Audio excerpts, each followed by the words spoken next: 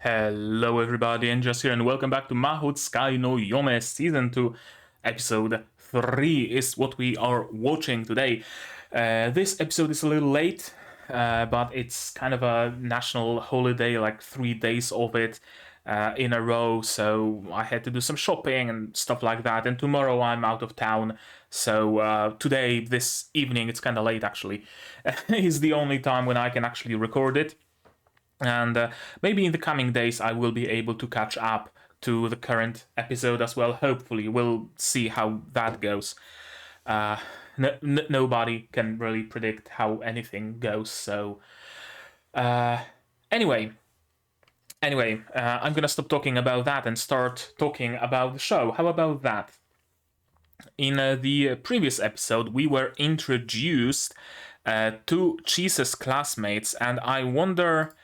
Should I perhaps pull up a list of characters? I think like it might actually be a good idea because there's quite a few of them, and I keep forgetting their names. Hopefully the list of characters doesn't have any spoilers. It's usually rather good about not spoiling anything, but I mean, who knows? Where it would be. Okay, so while I'm looking for that, let's talk a little bit about what else happened in the previous episode. Elias revealed himself, of course, not without a reason.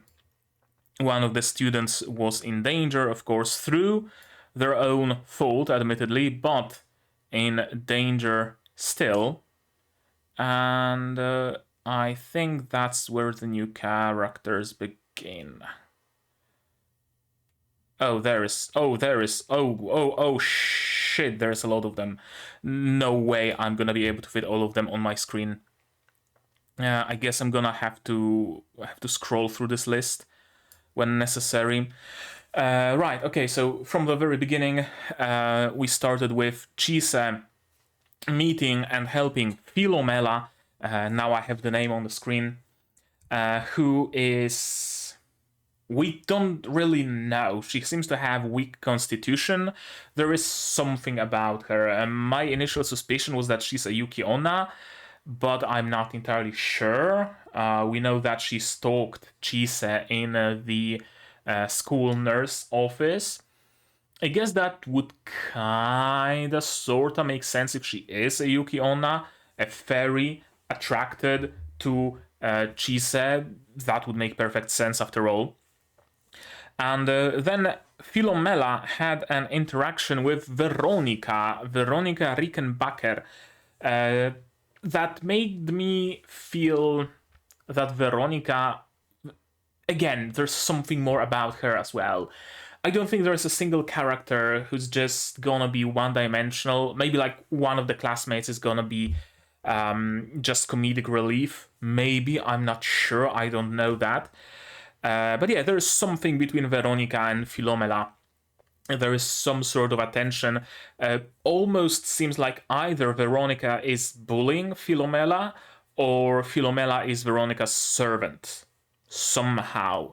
Maybe Philomela is a daughter of the servant of Veronica's father, or, you know, something like that, and that's why Veronica feels has that air of superiority around her. Or maybe no such thing. Maybe we just attribute malice to where there is none, and Veronica simply has an odd demeanor, but she's not a villain. She didn't really do anything bad, just asked Philomela some questions with a smirk that looked kinda evil, but that's about all we have to go off of, so not much, admittedly. Then what happened? We met Alice's familiar, of course, who's apparently the Will-o-wisp. Will of the Wisp, as it's listed here. Interesting development. I had no idea that she would meet Will-o-wisp anytime after the first season. Really surprising. I did not see that development whatsoever. And then it was time for classes, if I'm not mistaken. So meeting, at least at a glance, Chise's classmates, plenty of them. I'm not gonna go through the list. And of course, Elias turned into a female teacher. I wonder why. Why didn't he take his, usual male form? Interesting choice for sure. Maybe he just wanted to try something else. Who knows? Who's to say how Elias thinks? And he's teaching sorcerers magic, which is interesting. Because sorcerers usually don't use magic, they use sorcery. And here we have a couple people that might even have potential. So, are they going to create like a breed, quote unquote, of magiocerers or source magicians or, something like that?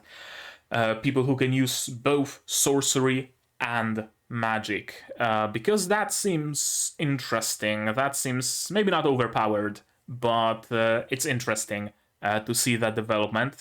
Alice would be one of the first ones then, wouldn't she? Because she's a sorceress, but she has a familiar, like a mage. So I wonder if they're maybe creating some classroom of the elite or kind of sort of thing, because why else would Alice be there in the first place, right? She's not in their class. I wonder if it has something to do with the lab that we've seen at the end of the season, at the end of the episode rather. Some organization that's trying to harness magic for their nefarious goals. I don't know. Maybe following Cartaphilus' research into creating chimeras.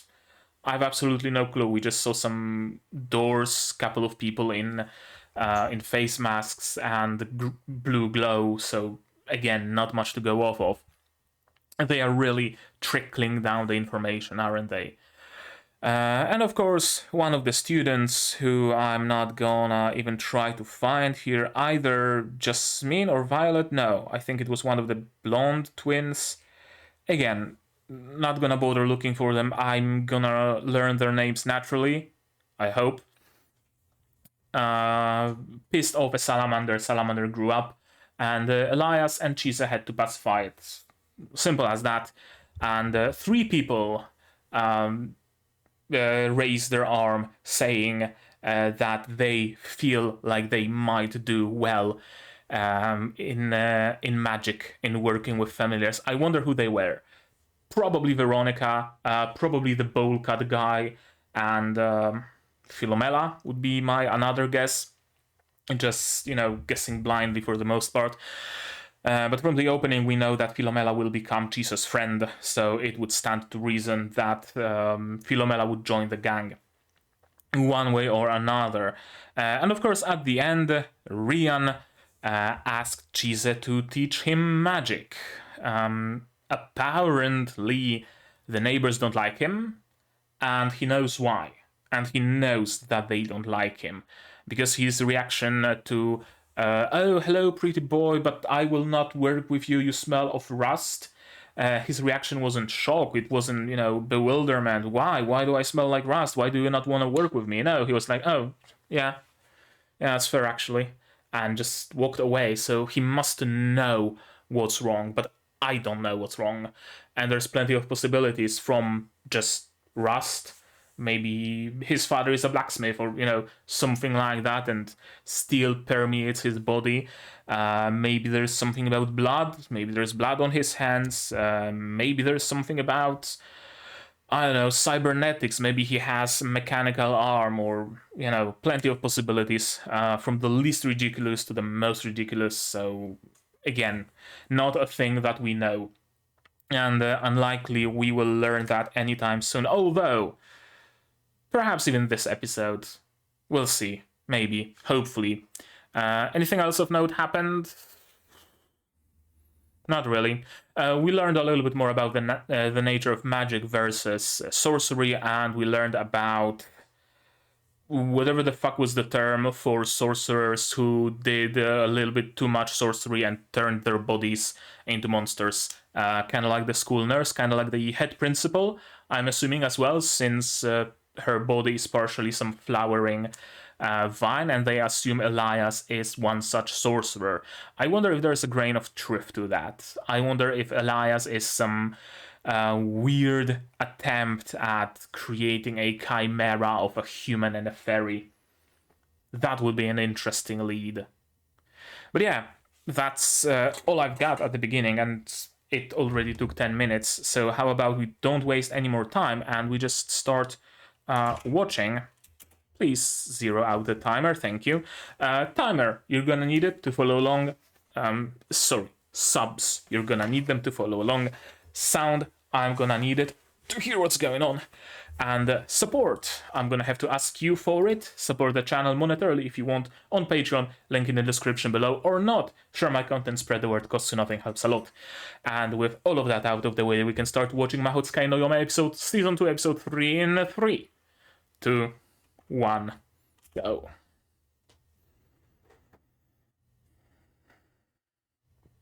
Whomst.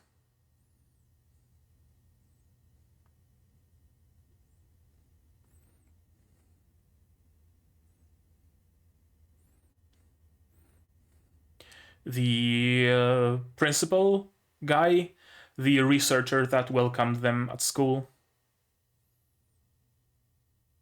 No, he was blonde. He looked like the woman from...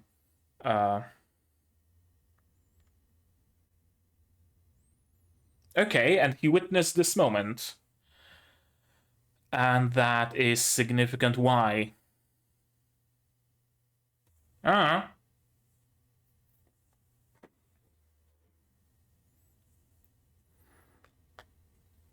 Shouldn't have started drinking the tea because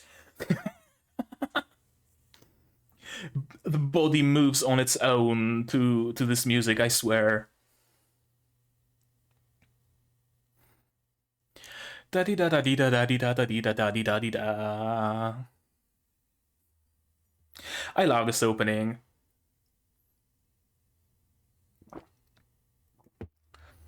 Season of great openings, honestly. Symphony XB has an amazing opening that also makes your body move.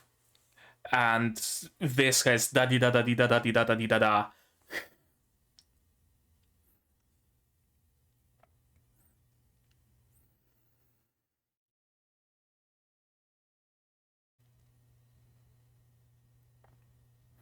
What are those dogs, I wonder? Some sort of a sick experiment, I'm assuming?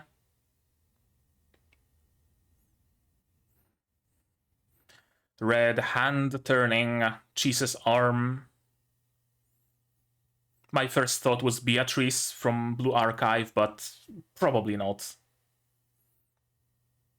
Oh, and there's the guy in headphones who's somehow very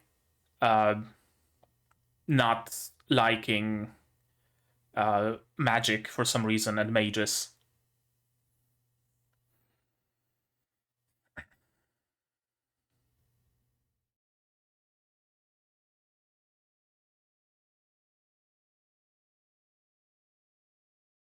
The return of the Chibis, of course.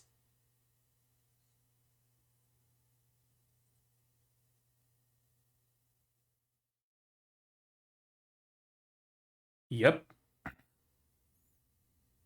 Nah, a little bit more than that. How come? Okay, so Chise is Elias' apprentice.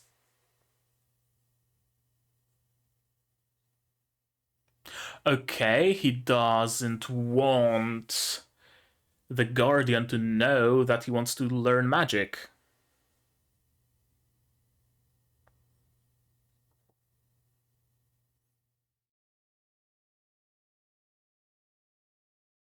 I wonder why he wants to keep it a secret.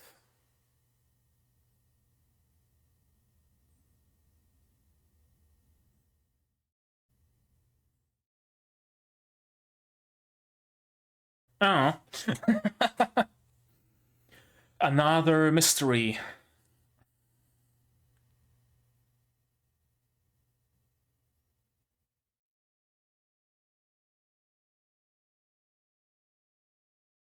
I mean, you're in the same class, so kinda, sorta.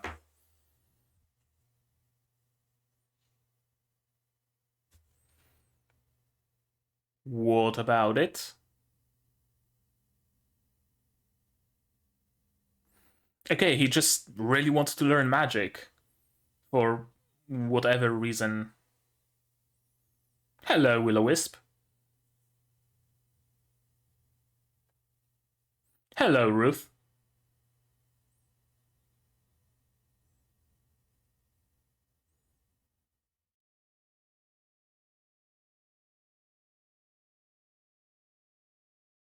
Right, because sorcerers want to bend the rules. Meanwhile, mages use the rules.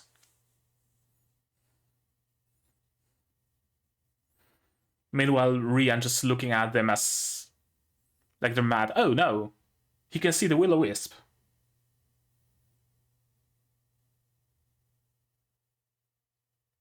Okay, why?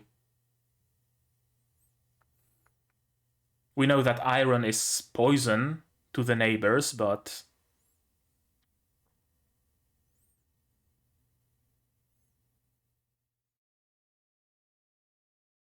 Your master, sure. But why with magic?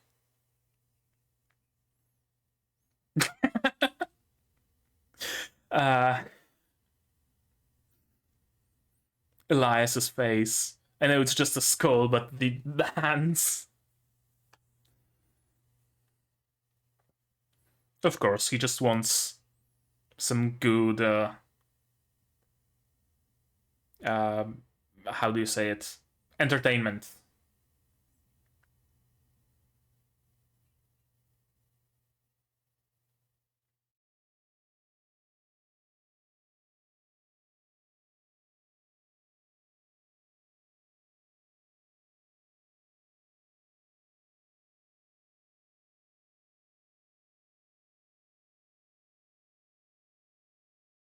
And there is some really interesting shots throughout the series.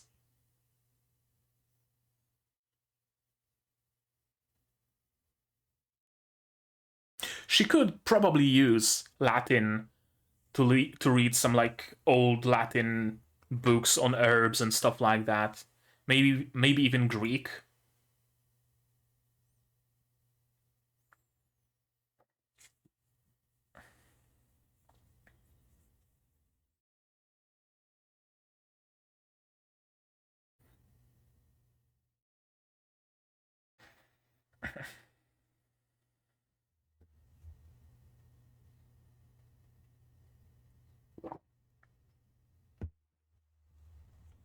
What about Alice? Okay.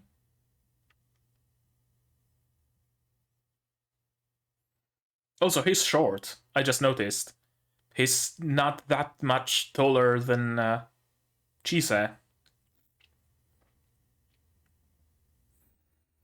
Okay, what are your thoughts? Or your conversation with this guy?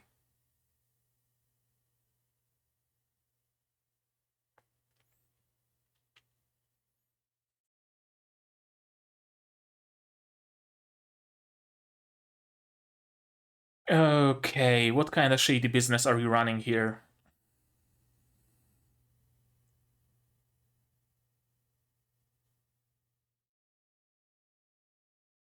Okay, so a classroom of oddballs. Just a classroom of misfits, as I initially thought.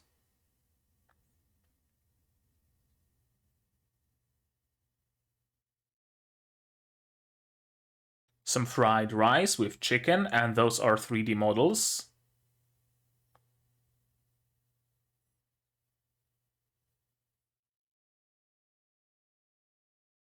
Okay, that's good.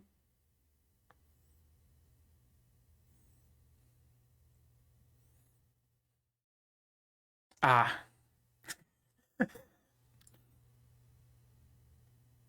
Yeah, she really likes bony guys.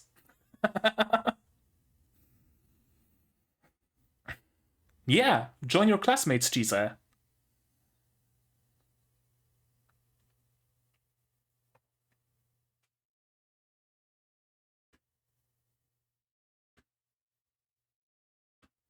And why is Elias with them?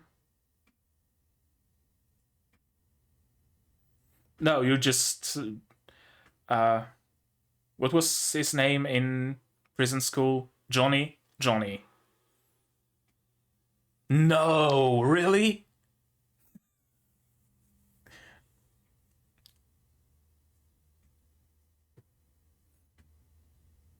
Okay.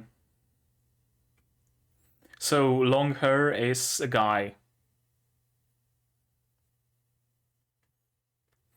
And why are you scared of mages?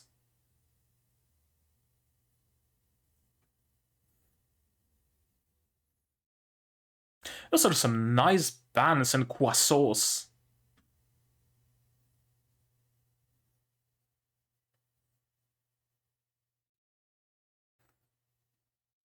Just cut it in half.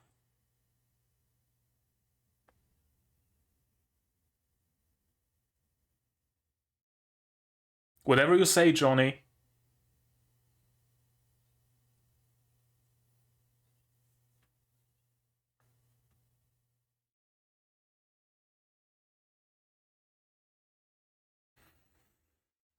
Okay, so they've already knew each other from primary. Gotcha. That's gonna make it a little harder for Chise to blend in. And also, where is Philomela? And sure, Lucy. And Veronica.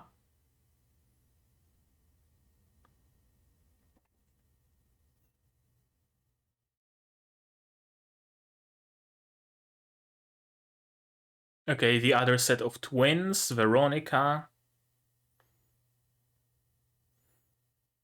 And Philomela. Those are some serious eye bags.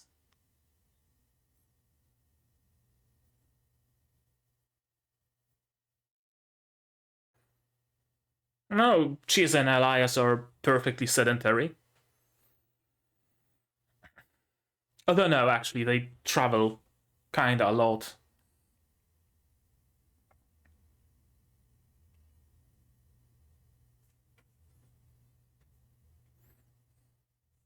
Actually, not a bad idea. Why hide himself in the... Why hide his form if he already revealed himself in the cafeteria? And what is your deal?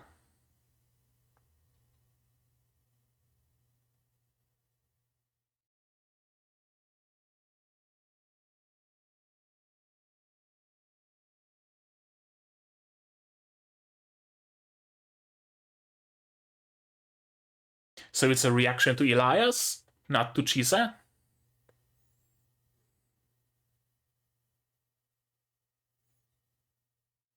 That was fear.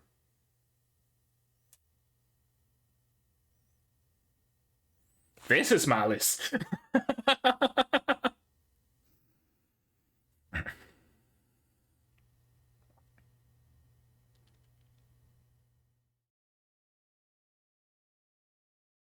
Okay, what's your deal? You're gonna turn into a werewolf now?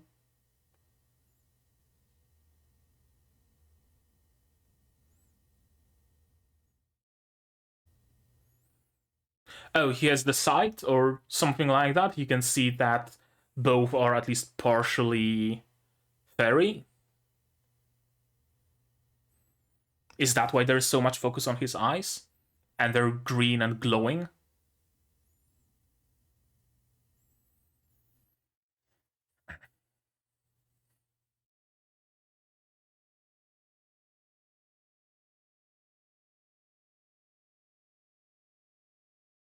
They know each other? Interesting. Well, he was, you wake him up.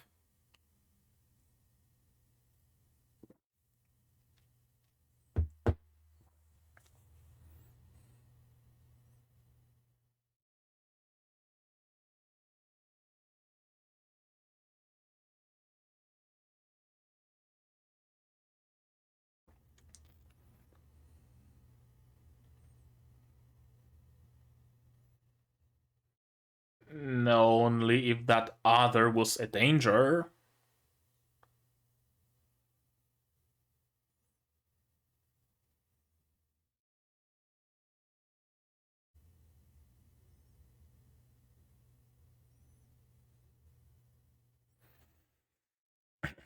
the Wall of Thorns, because he's the Thorn Mage. He uses thorns.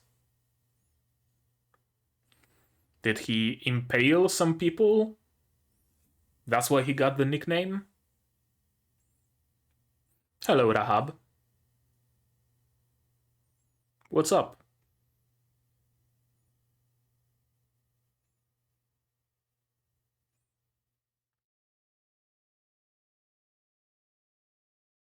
Okay, now really what's up?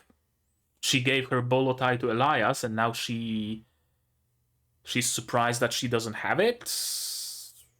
Does she have? Did she have another one?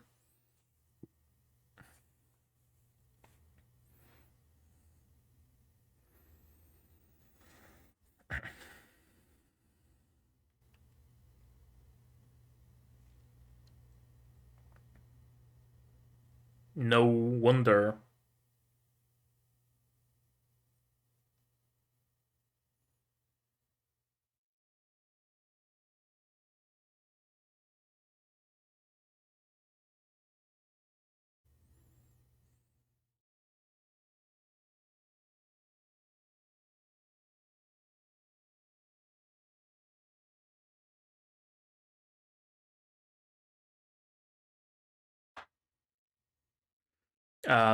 Stress or some sort of warmth that there are people looking up to you other than Chise?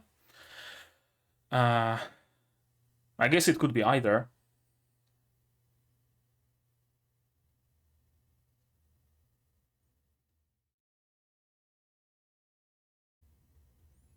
Lap pillow?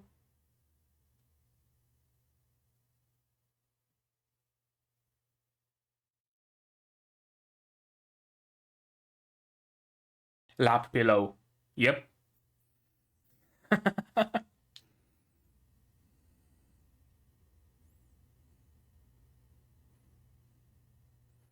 Can he just magic amount of soil underneath the... Hello, Silky.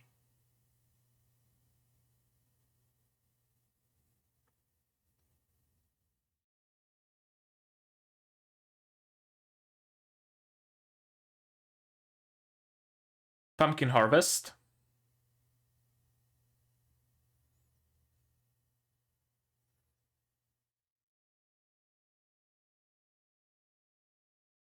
Silky actually makes sounds in this season.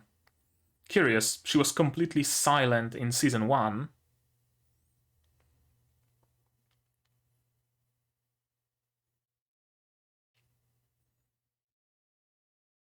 Yeah, usually it was like turnips and stuff. Exactly. And they look fucking horrifying. Samain, indeed. Samain in the fall, Beltane in the spring or summer.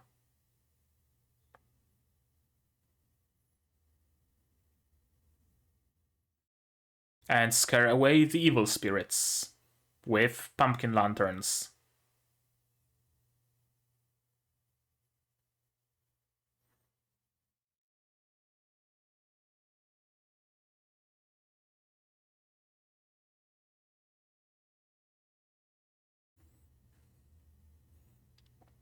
But now people have long forgotten about them.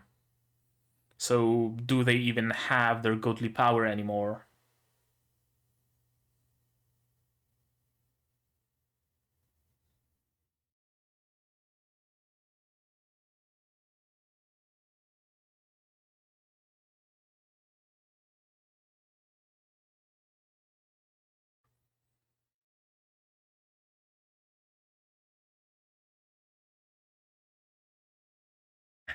Yeah, there's no longer a need for a god of thunder, since we know how thunder is made.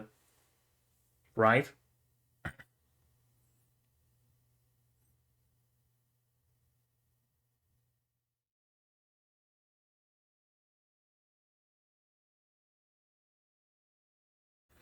Okay, what's gonna happen by the river?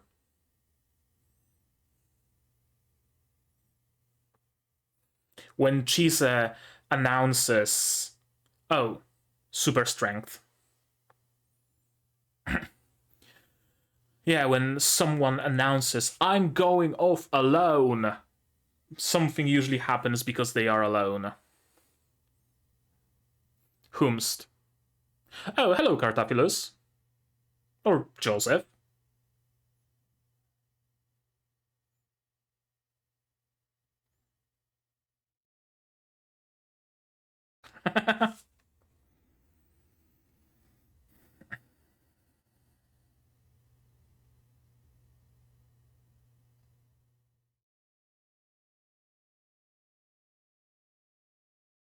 Right, he has no left eye.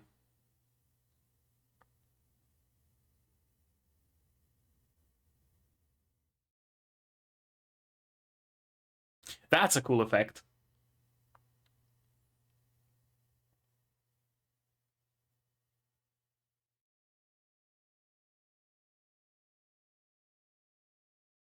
He has no arm, he has no eye.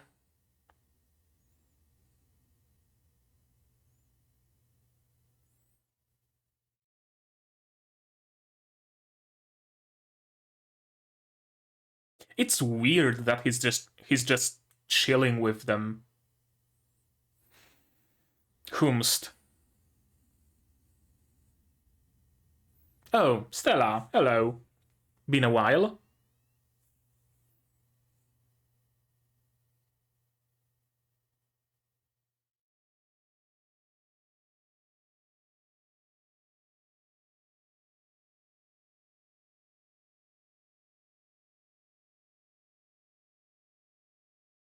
You should have sent a paper dove or a pigeon or something like that.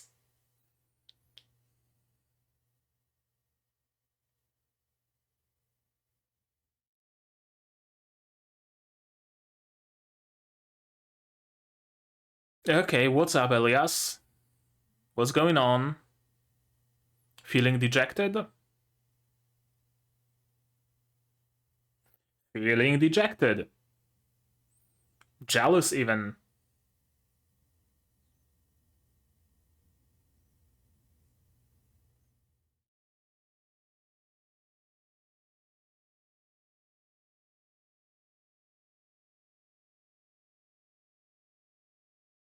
Yeah, he has the bolo that Chise gifted him.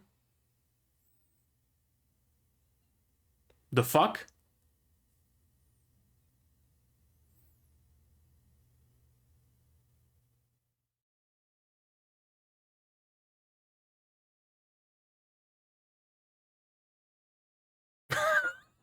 Well, that was abrupt.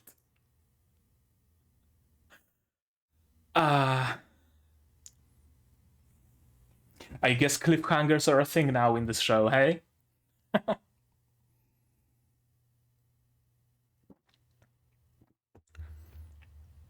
Interesting that we're still gonna see some stories from Jesus' home and not just from the school. It is a boarding school, so I guess she went back for the weekend? Probably.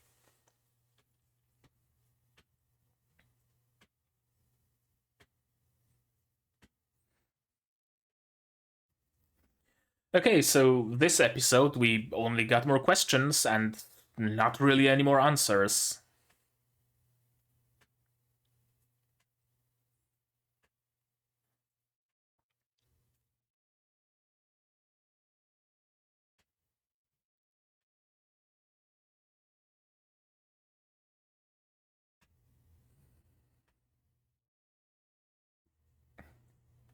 This season really likes interesting camera shots, both in the ending and during the episodes themselves.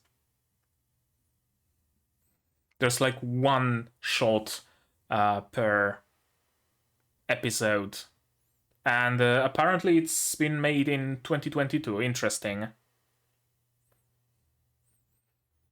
Okay, well, so that's a spoiler. She went with Rahab. I should learn to not watch the previous, but every time a preview starts, I think it might be some after credits scene. Well. Okay, So with that mood soured a little bit, let's watch it again, shall we? Yes, we shall. We finally had a magic class, and what's this reaction?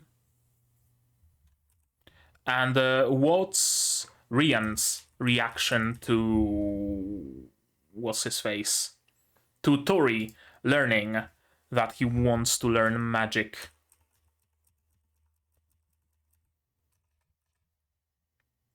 Yeah, I was curious actually how the arm connects to her body, and it's an irregular sort of connection. I wondered if it's a clean cut or some veins growing through or a gradient or something. But no, it seems like it's just a jagged sort of connection.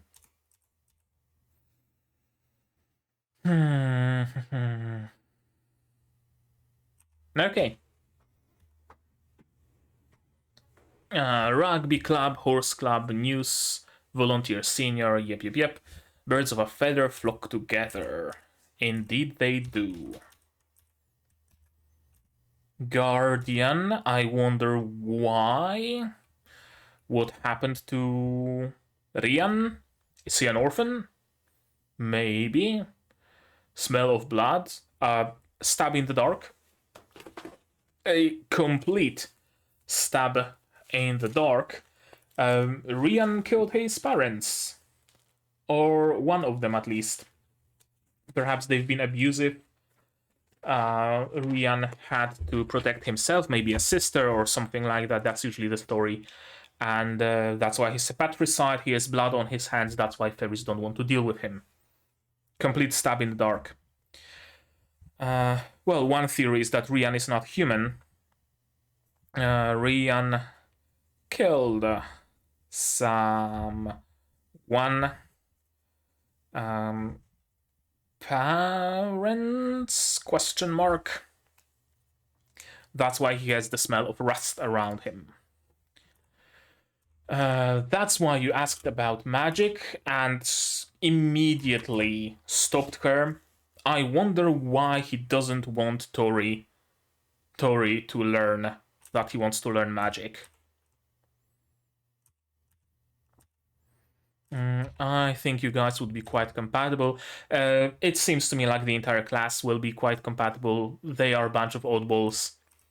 That's usually how classes are assembled in anime, besides. And he's wondering about something. Wonder why. I've heard rumors about your familiar. This kid isn't cut out to be a mage. Even Ruth confirms it. She?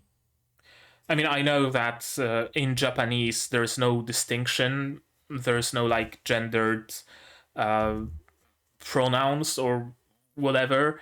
But I wonder if it's just a mistranslation, or maybe Will-O-Wisp sees Rian's true nature. Is Rian transgender? I don't fucking know. My bet would be on mistranslation, though. If I'm mistaken, if somehow Will-O-Wisp in Japanese says she, then correct me if I'm wrong, of course. Mages are... Or, no! Fuck. Will-O-Wisp isn't talking about Rian, he's talking about Alice. Duh. Of course, he's looking at Alice. She's not cut out to be a mage, she's not one to go along with the rules, she wants to break the rules. Yeah, and mages are the dimwits who get caught up in rules, like Chise, she's following all the textbooks and... Okay, yeah, it makes sense. And then he refers to Rian. Oh, yeah, only at last. You're no good, your strength smells of rust. And Rian knows it, and he kinda came to terms with it. Right? He doesn't even ask why. He's just, oh, yeah, I guess you can also smell the rust, I see. And he wants to use magic to protect Tori, for whatever reason. Similar motivations to Alice, probably. He was also taken in as an orphan, as a hopeless orphan by Tori, so he wants to be helpful to him the same way Alice wants to be... what's her face? Renfred's bodyguard. I love this face. Oh no, whatever will I do? I wonder if it's Elias closing his ears, or is it him doing the oh no kind of face? Kind of hard to tell without, ears. Of course, Narcisse is here to spectate. It was exhausting. She's hungry, of course. And she's apparently just a normal girl. No mention of the fact that she's a... what's the name? She's the queen bee of fairies. I forgot the Irish name, I think it is. And off we go.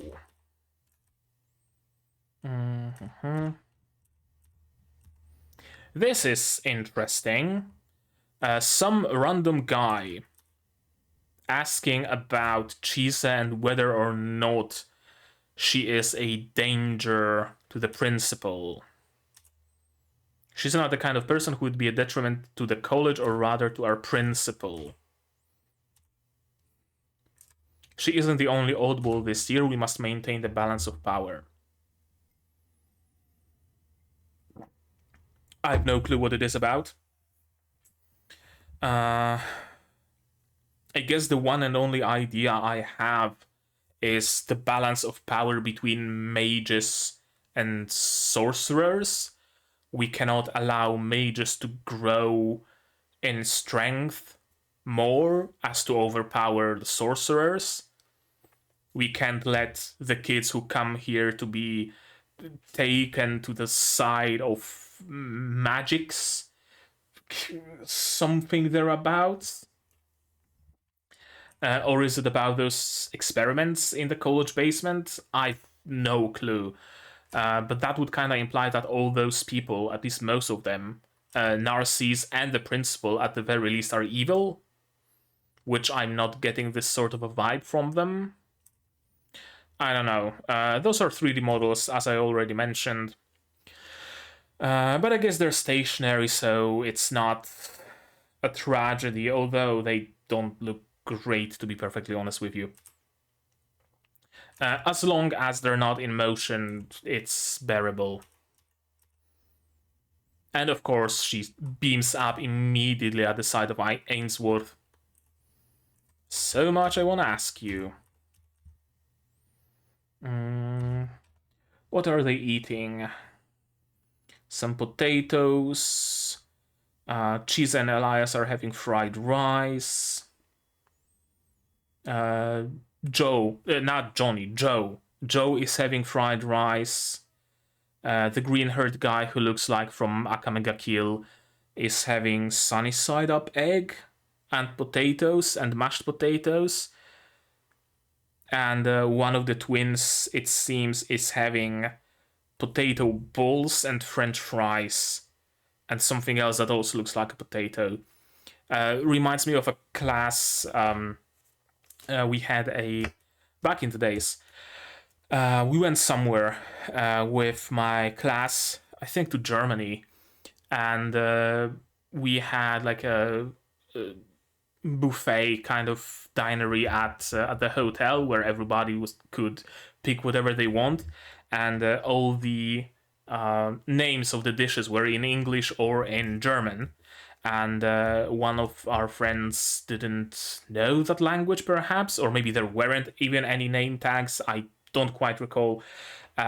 He got himself a serving of deep fried potatoes, mashed potatoes, and French fries, because he thought that deep fried potatoes were some sort of a meat. So in the end, he ended up having to eat potatoes with potatoes and potatoes. Just a, you had to be there kind of an anecdote. Introductions. Sophia, Kevin, Jasmine, and Violet. Violet is male. Of course, the classic Overlord really got me used to this trope.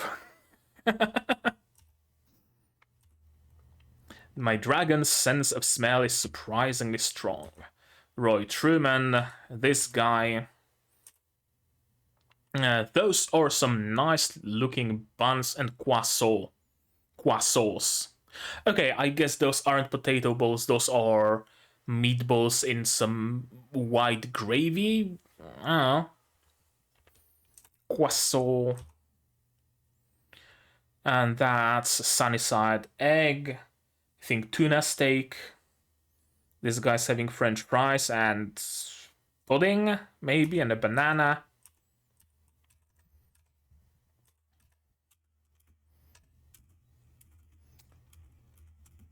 He wants pepper from Sophia, but gets it from friend. Okay, he wanted to get pepper from the pretty girl, but he got it from his friend. Joe is considerate. And then there is Lucy, who's always solo. And Veronica. Veronica is always with those twins and with Philomela. I wonder why.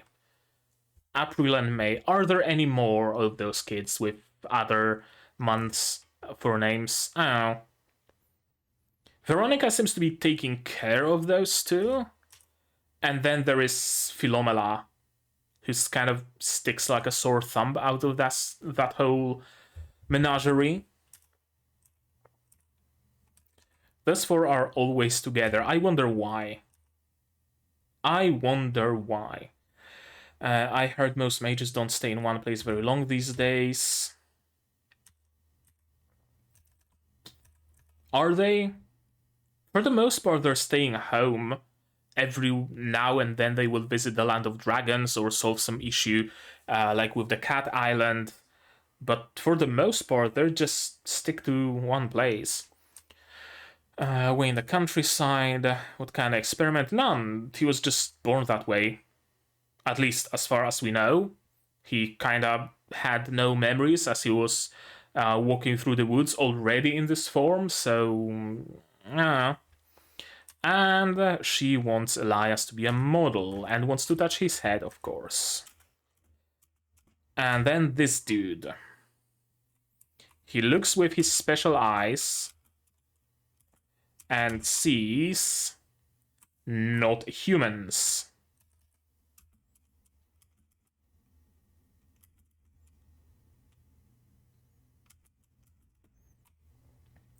I wonder if that's why the headphones and goggles, to mute his otherworldly senses? Again, just spitballing here. What's the point of becoming friends? I pity them. We will only become enemies. I wonder if it's foreshadowing to Zoe becoming Chise's enemy somehow. His eyes seem to be glowing. Maybe they're just so vivid green, but they seem to be glowing. What's wrong with these two? They aren't human. Not entirely, at least. Initially, I thought that he's some sort of a were-beast, a werewolf or something like that, but... no, he simply has some special eyes, apparently.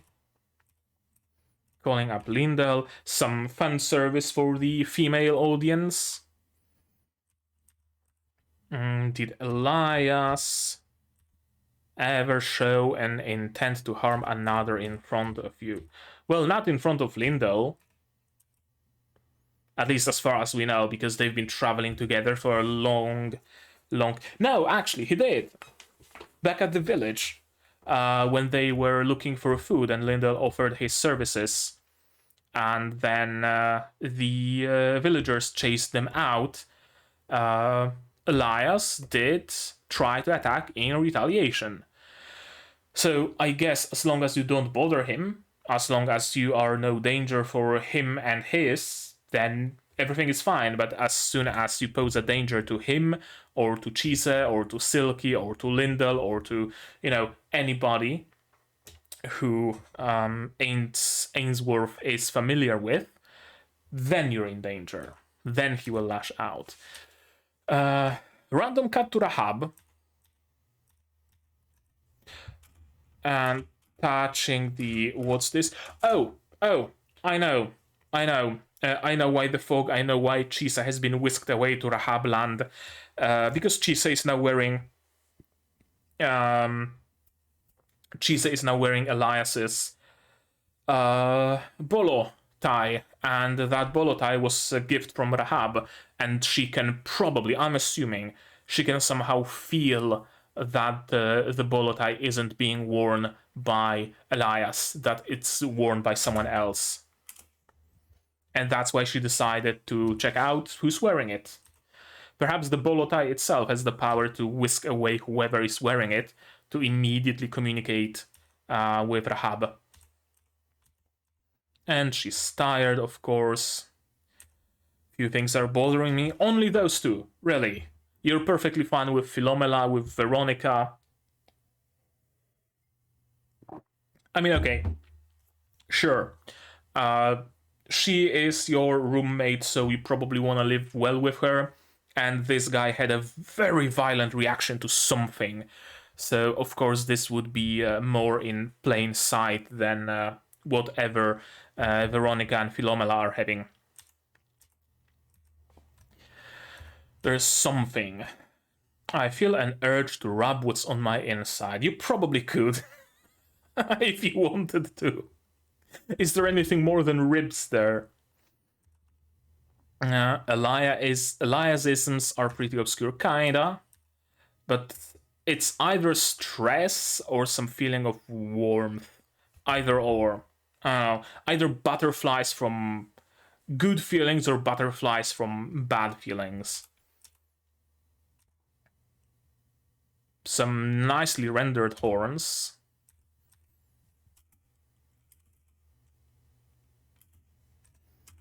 And another interesting shot. Chise can now play riding a bike with Elias's head.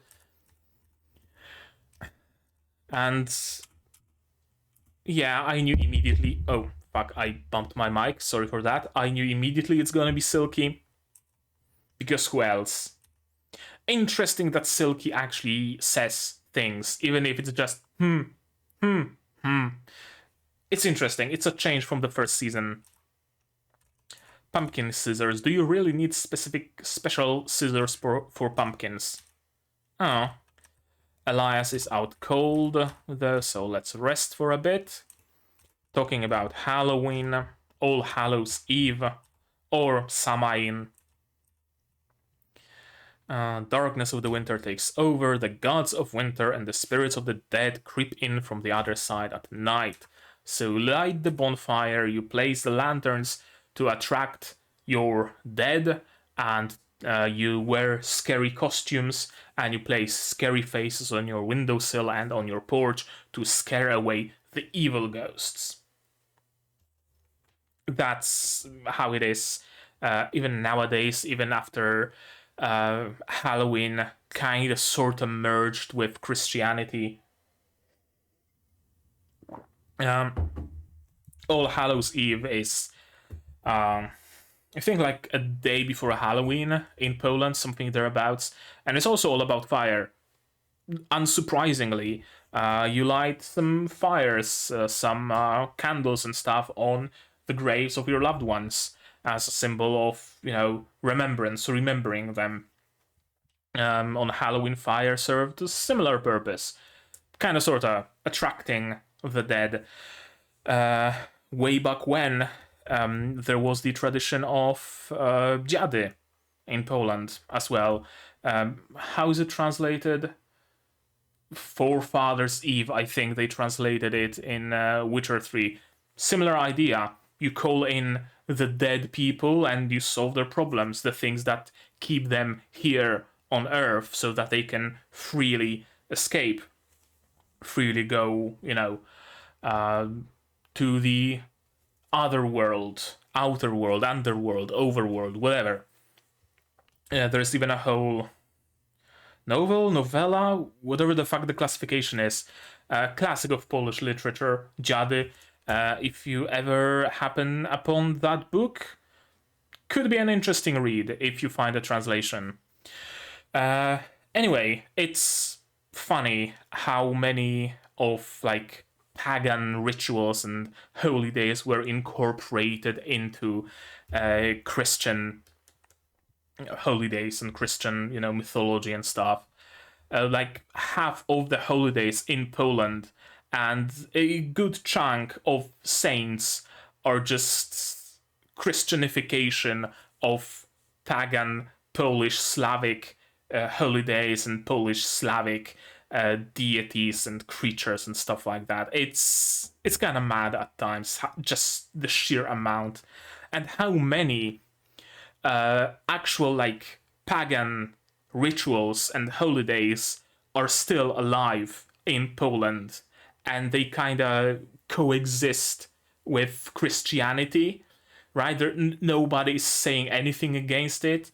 There's a tradition of making a doll, like a big doll of you make it with like old rags and fill it with dry grass and stuff, dried grass and what's the word for it? It's late. I'm sorry, I keep forgetting words. Dry stalks of wheat. Right, you cut the grain and there's that stalk, and you make a doll representing winter, Lady Winter. Then on the first day of spring, you put it on a river or on a lake, preferably on a river, light it on fire and let it burn and let it flow with the river. You're burning winter and welcoming spring. And that's pagan ritual. And I remember when I was a kid, we used to do that with my class, with my school, behind the church. And nobody bats an eye. Because it's simply so integrated. It's funny, really. Regardless, let's focus on the show. The tradition's been long gone for quite some time. Changed forms, I wouldn't call it gone. Does God still exist? I don't know if it's right to call that an existence. They must have been revered and worshipped for their powers, but now they're a mere facet of the seasons and of human activities. All that remains of them in this world is a small remnant, and like bubbles in a river, they pass someone by. Why did that happen to them? Perhaps the progression of science. So,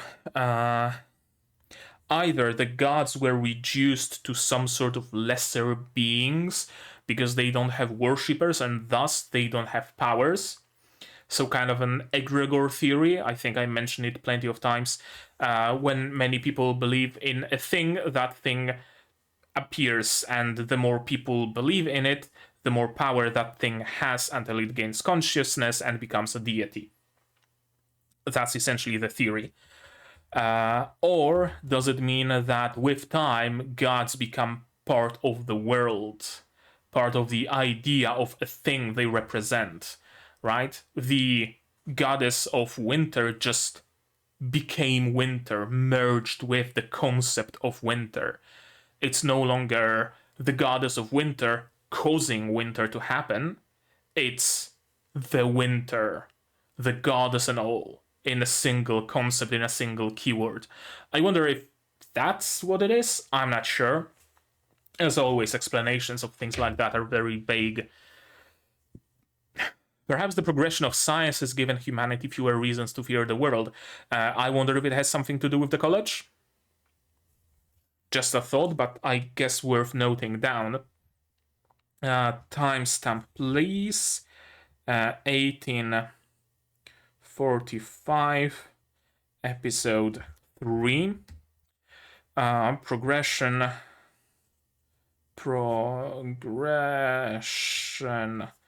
of science, semicolon, college. I wonder if college consciously tries to weed out magic and replace it with magic science, or is there something else going on? And we can make some turnip lanterns, for sure. Washing those by the river. I really want to live in a cottage by a river with a stone dock. It's my dream living. I would love to live in Elias's house as long as it has gigabit Ethernet. As long as it has gigabit Ethernet, I would very much love to live at Elias's house. That's my goal in life. This right here is my goal in life. Having a house like this with a bit of a forest, bit of a meadow, bit of a stream going lazily by, just... Oh, maybe one day I'm not earning anywhere near enough to even buy a plot of land located like that, let alone build a house there, but one day, by God, I'm gonna. Hopefully. I guess, hey, you can help me with that dream. Go to my Patreon and subscribe, right? Probably not gonna make much of a difference, but I'd like to think it might one day. Of course, Chise not really getting along with her superpowers, and something hurts. Yeah, the memory of squashing not a pumpkin, but a human. And is that Cartaphilus's memory? Joseph's? Probably. He's very docile, isn't he?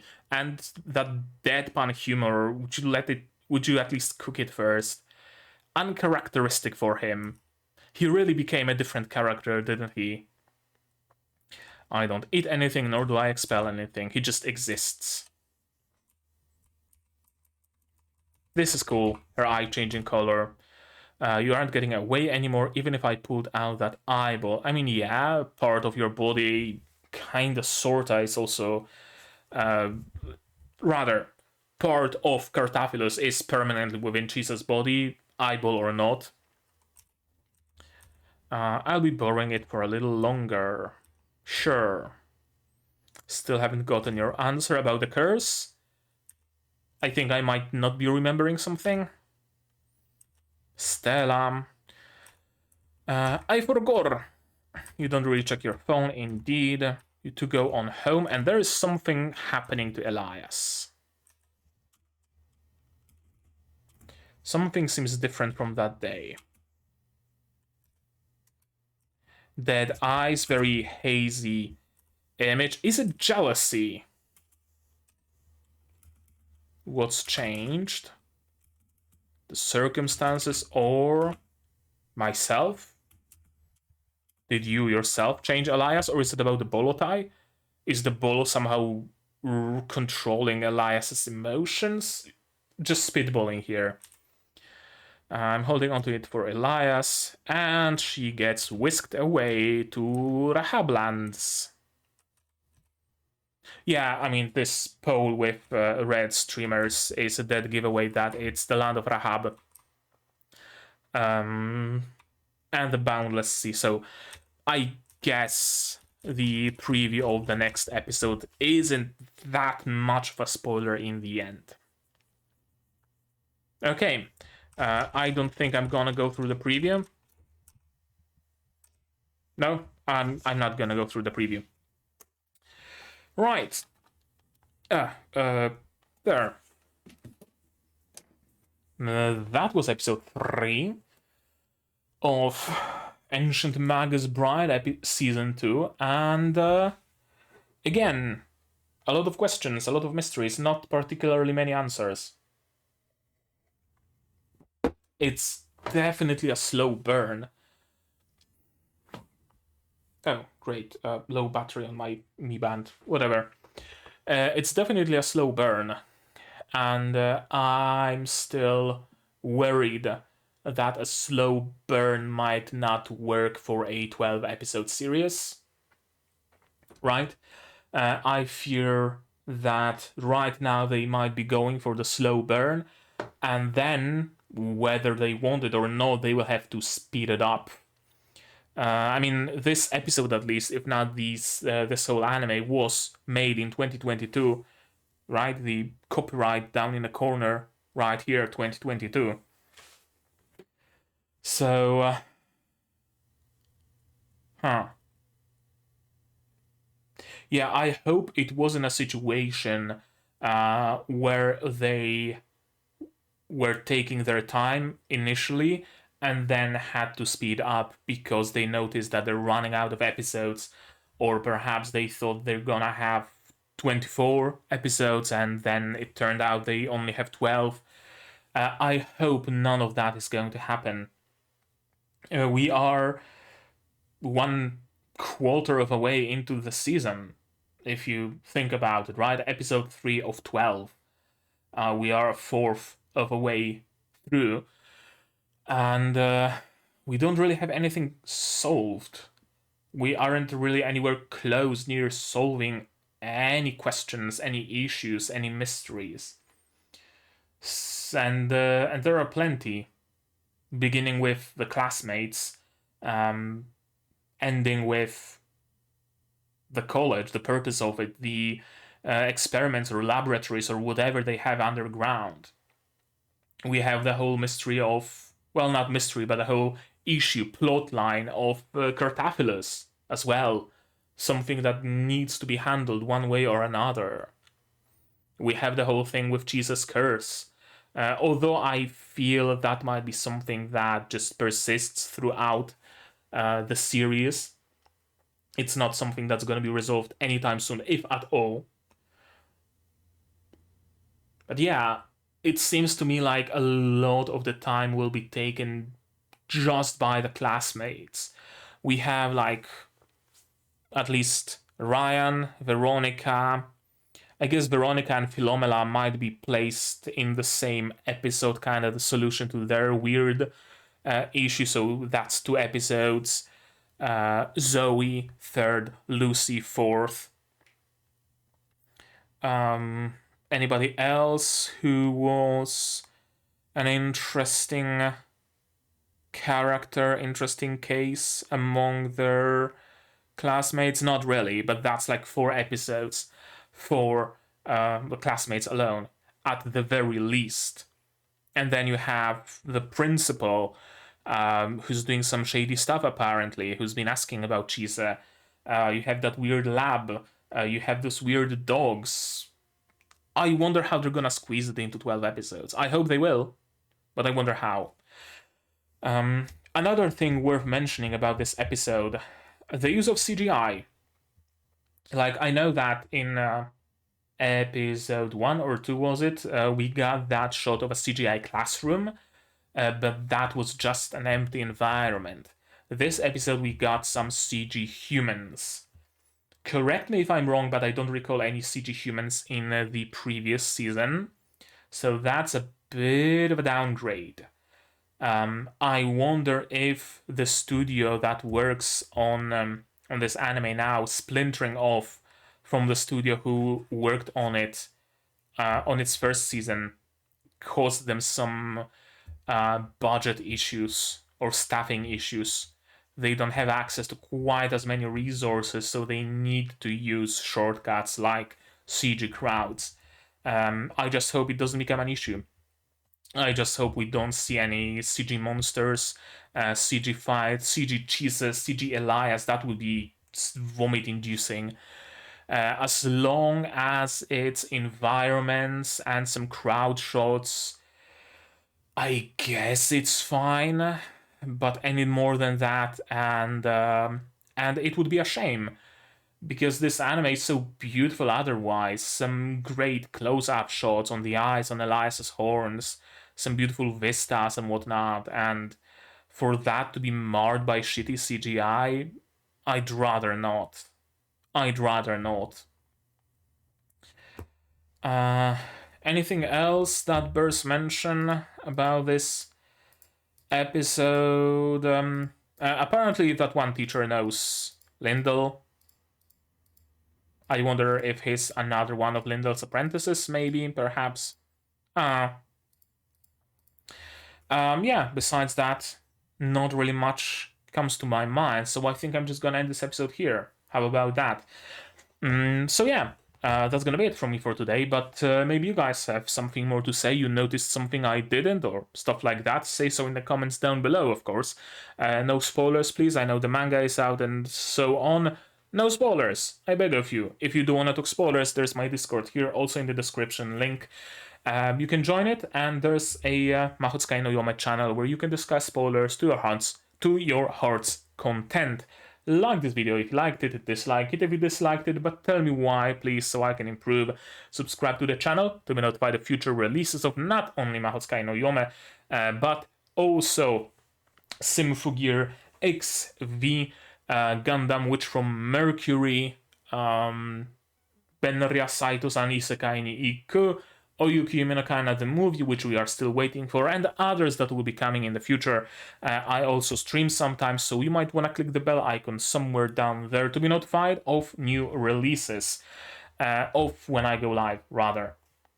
You can support the channel as well if you want directly monetarily on Patreon, for example, down in the description below. For $10 a month you get early access to non-seasonal shows like Symphogear, and for just $1 a month you get your name in the credits and a role on the Discord server. And yeah, with all of that out of the way, that's gonna be it from me for today. So as always, you guys do the good stuff, and I'm gonna see you in the next one.